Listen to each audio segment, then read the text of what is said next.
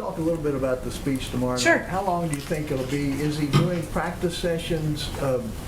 Are cabinet members going to be in attendance? That sort of thing. Sure. Let me give you as many details as I can at this point, and then we'll continue to provide additional updates. As you all know, there's a briefing later tonight as well.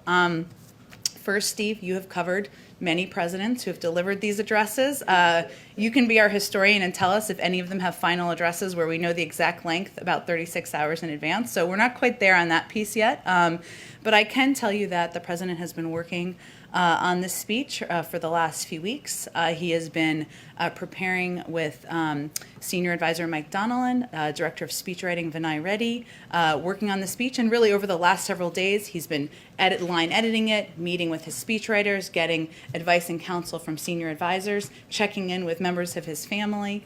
And also as part of his process, he engages with his policy teams to ask for additional details, ask for further clarification. And certainly given we're rolling out the American Families Plan, that has also been been finalized or in the finalization process through this. I can also tell you that while the major policy announcement in the speech is, of course, the American Families Plan, a historic investment in education and childcare, he will also use the speech as an opportunity to talk about many of his other priorities, including police reform, immigration, gun safety, his ongoing work to get the pandemic under control, and to putting Americans back to work.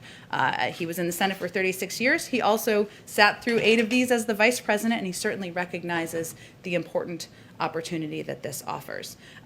In attendance, there will be the Secretary of State and the Secretary of Defense, as well as I think the Supreme Court confirmed the Chief Justice will be in attendance. Joining him will be Dr. Biden, the Vice President, and of course the second gentleman. There will not be a First Lady's box as there has been historically.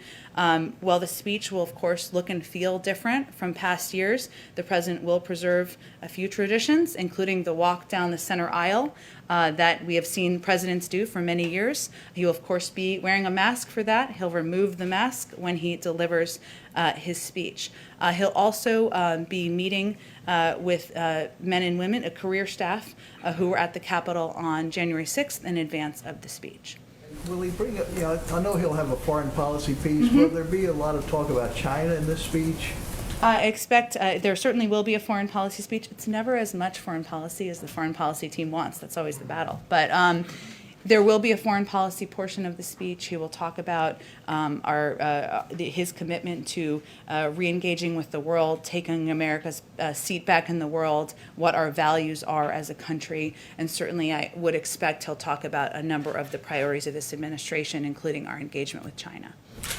Go ahead, Peter. Just for clarity, since the whole cabinet isn't going to be there, in the past there would be a designated survivor, as they say. Is there a designated survivor on a night like tomorrow night, and who would that be? There does not need to be a designated survivor because the cabinet will be watching from their offices or home, but they will not be joining him for the speech. The highest ranking person who's not present there, I guess we'll sort that out for ourselves thereafter. Let me ask you about the president's remarks.